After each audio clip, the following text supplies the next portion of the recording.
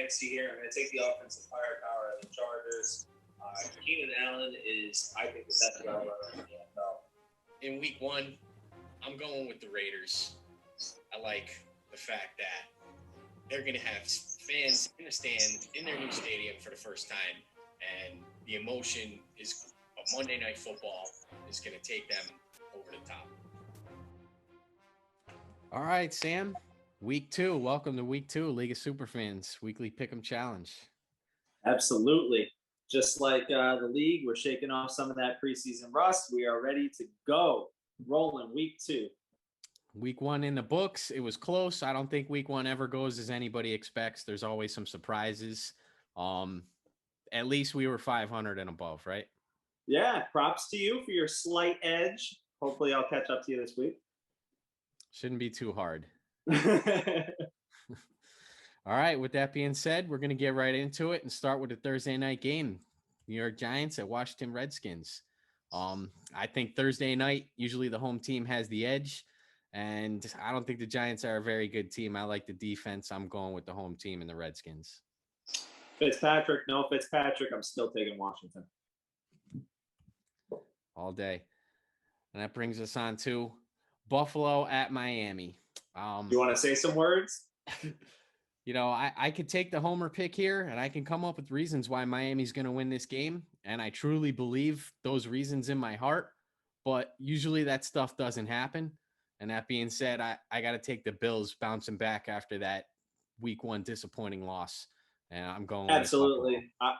I'm sorry to go against your Dolphins there, Joe, but I do love these Bills. They're a solid team. Josh Allen's great. They're going to make some noise, and week 2 turnaround.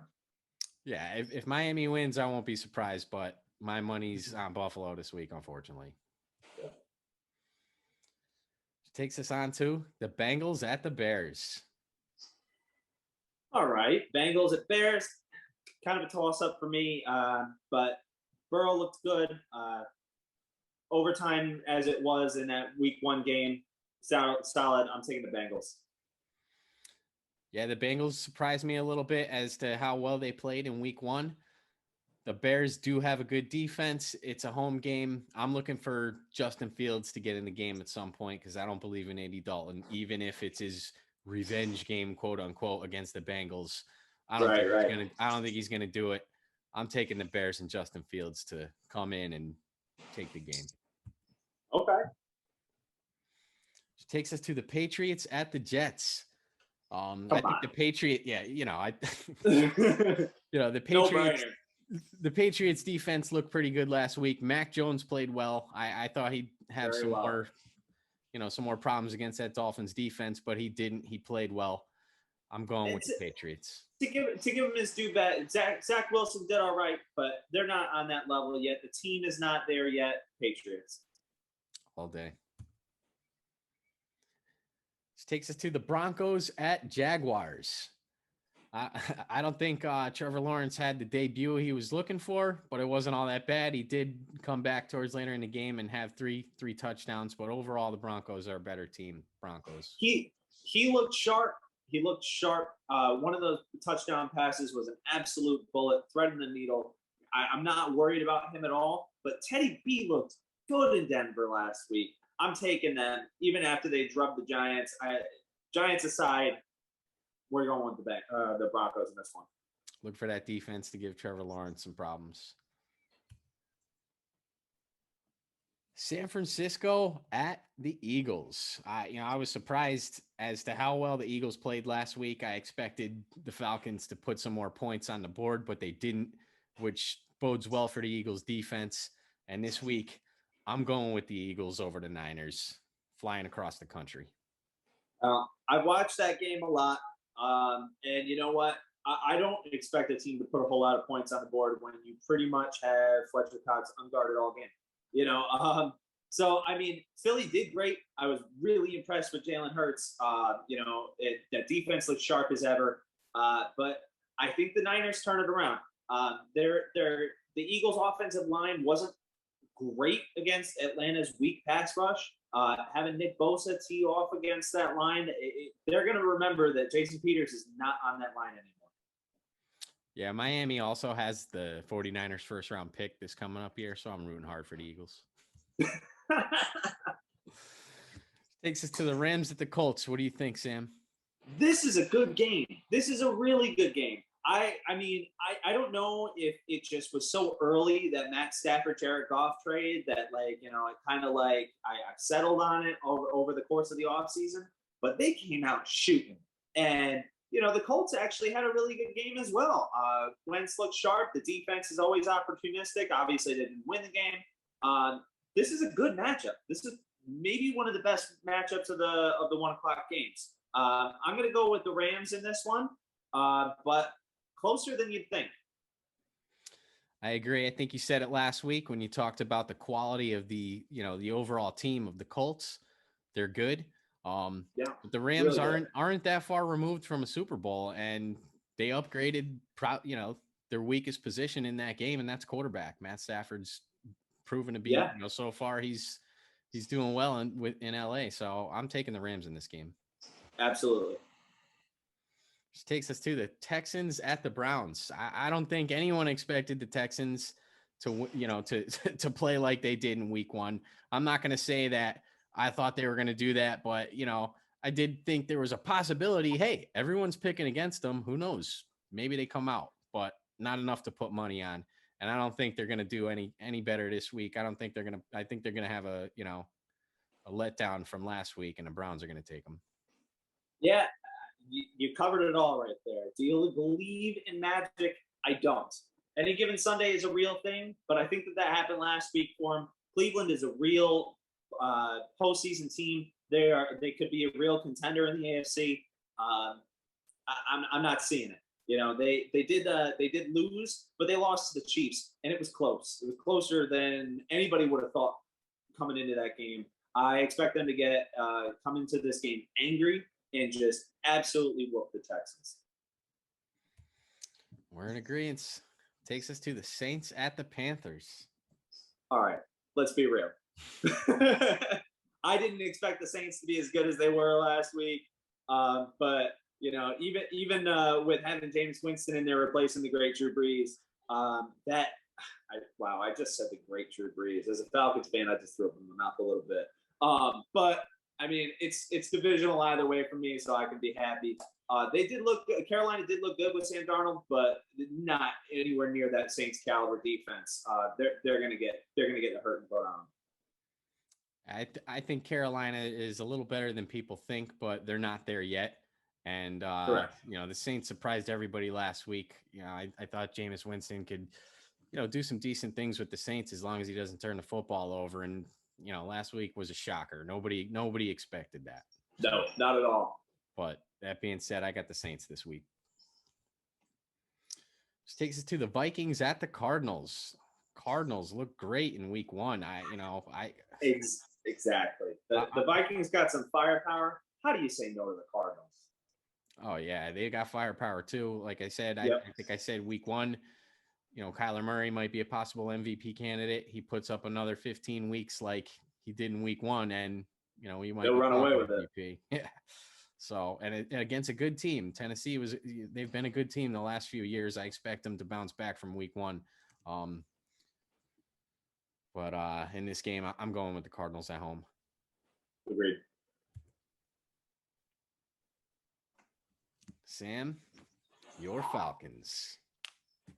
I really don't want to talk about it. Let's be real. I mean, everybody saw what happened week 1. I don't ever expect a game where Matt Ryan comes out and throws for less than 200 yards and 0 touchdowns. I don't think that we'll see that again necessarily. But we are playing against the defending Super Bowl champions. Again, I just threw up in my mouth. But I mean, the real question is Atlanta going to be able to force a punt on Sunday? This is a real test. So I'm the offense is what it is. They're still going to have Jalen Mayfield at left guard. That's still going to be a real big problem, especially since he's going to have Vita Vea on him. And the test though is the defense. Trying to see what Dean Pease, a defensive coordinator, can really dial up against this Tampa Bay offense that is definitely clicking on all cylinders. Well, you said it earlier, any given Sunday. That being said, Buccaneers. Oh, you said hopes and prayers, and when you were talking about the Dolphins, I laughed because that's all I got going into this week. Yeah.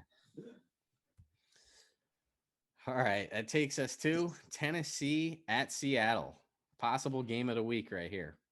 Good matchup. Good matchup. Yeah. I don't believe that Tennessee is the team that we saw last week. There is no way. Seattle is absolutely the team that we saw last week. They can be dominant for stretches, but I think that if you got Tennessee working the run game, mixing in the pass, play action, Ryan Tannehill getting comfortable, they're a dangerous team, and they can keep up with anybody, including the Seahawks. Yeah, if Tennessee is able to run the football successfully, they can control the clock and take over the game. Even if that happens, though, this game's in Seattle. Russell Wilson has the ability to, keep the game close and bring the team back and win it in the end. They got the 12th man back this year too. Yeah, right now Chris Carson's healthy, so in this game, I'm going with Seattle. I'm going to take the home team. They're on the West Coast. It's hard to play in that stadium. That stadium's loud, so I'm taking Seattle. I'm calling that. I'm calling last week a fluke. I'm going with Tennessee. You're right. I totally respect your decision on that, but I can't believe that team just goes away walking into an 0-2 hole looking like that. If Derrick Henry runs for 150 yards and they control the ball for more than half the time, I could totally see that happening. So this is a tough game to pick, but I went with the home team and the better quarterback, Russell Wilson. Absolutely. No offense to Ryan Tannehill, but Russell Wilson's all world caliber. Oh yeah. Raiders at Steelers. I think after week 1, the Raiders are on a high. This is a tough game for them. They got to fly across the country, play a 1:00 game against a very good defense, and they're not going to have the home crowd at their backs. So I think it's going to be a tough game for them to win. Steelers played well all season last year in the beginning of the year. I look for that to continue, especially with that surprise victory over Buffalo. I didn't expect them to beat them as handily as they did. Yeah, I was going to say, you said all season, almost all season. They did fall apart at the end. But, I mean, in the early going, they were tough. And last week I said that I went against the Steelers, took the Bills, and said, I need Ben to show me something, that he's still got it at his age. And he showed me something. Obviously the Raiders did as well. And, Josh Jacobs was under the weather going into that game. I don't see that being the issue again this week. But still, that Steelers defense is absolutely strong. They're at home. Najee Harris looked great in his debut. So they've got the run game component that they were really missing last year. I expect this offense to go places. I'm going with the Steelers at home, absolutely.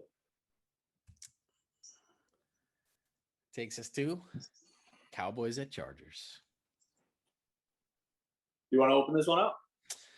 Yeah, I'll take it. I think both teams are good. The Chargers, I think, are a little better than I expected. Their defense is good, but the experience of Dak Prescott, he looked pretty good last week, better than I expected coming off that injury. Their offense they played well. I mean, they put up points last year before he got injured, and the Chargers, I think they gotta show me more before I totally believe in them. Last year they blew a lot of games. They found ways to blow games. And last year I'm going with a Cowboys. Last year their best defender was on the bench all year. Derwin James was out, and he is back, and he is ready to play, and he is making sure that back end is taken care of. I like the Chargers. I think they're a solid team. I think that they're going to go far. I think that they might even, make a push to, try and get one of the wild card spots in this year. But Dallas looked really hot last week. You're right. They hung in with Tampa until the very end. 2 seconds to the very end. That team is sharp. Also. Yeah. So I'm going Dallas on this one. I agree. Chiefs at Baltimore. Two of the best quarterbacks in the game. I mean, Lamar Jackson's a unique quarterback, but he's a great player. He's one of the best players in the game, which keeps that team in games. But how can you pick against the Chiefs? I mean, they did this last year too. They'd give up points, and it was almost like, hey, okay, the game's not on the line yet. All right, now it's time to kick it in. And then they just do whatever they want and score whenever they feel. Yeah, for some reason, I always go back to this. Kansas City, Patrick Mahomes, he reminds me a lot of mid-90s Michael Jordan, where he would specifically say, he would say, I get bored. Or like I have to like somebody call him out, and now all of a sudden I'm mad, and now I'm going to come into the game. This is the motivation that I needed to play this game and be the best man on the court. Patrick Mahomes knows he's the best man on the field. He's got a Super Bowl, he's got an MVP, he's got a Super Bowl MVP under the age of 25, first in the history of the game to do that. But he prime time Sunday night football challenge like that, he comes out, he rises to the occasion. Lamar Jackson, like you said, that gives it some little more into it. He's going to bring his A game. And I don't know what it is, man, but for some reason, like, don't you feel like this game would have like just carried more weight last year? Or, I don't know, like Baltimore, to me, they've taken a half a step back. They're still a good team. Don't get me wrong. Absolutely. I picked them last week and I'm wrong. But they're just not hanging with the Chiefs anymore. It's not happening. No, I think the injuries have taken a toll, at least especially on the perception of how well you see that team doing. I mean, they're a running team. You can't lose all your running backs. Yeah. Well, yeah, you got Lamar carrying the load himself. He's still going to get his. Yeah, you're definitely going to miss, you're going to miss those other backs. Yeah, J.K. Dobbins is a big piece for them to be missing this year. But, give me Gus Edwards. So, yeah, absolutely. Takes us to Monday Night Football. Yeah, I think that's Packers. Really pretty much how fast we needed to talk about that. Exactly. I'm going Green Bay, you're going Green Bay. They got punched in the mouth last week, and you know that Aaron Rodgers is not taking that. They are coming back. RELAX. He's coming back. Oh, yeah. Aaron Rodgers at home, Monday Night Football. Enough said. Yep, absolutely. All right, Sam, that gives us our week 2 picks. It'll be interesting to see how this plays out, but as you can see, we only have a couple picks that we differ on. So, it looks like it's going to be tight. I think it's going to be tight, all season. And let us know what you guys think out there. If you guys want to put your opinions on the line, hit up leagueofsuperfans@gmail.com. Send me a message. I'll send you a pick show form, and we can get you involved in this. Hit up the website, leagueofsuperfans.com, and we'll see you next week. Sounds good. Later.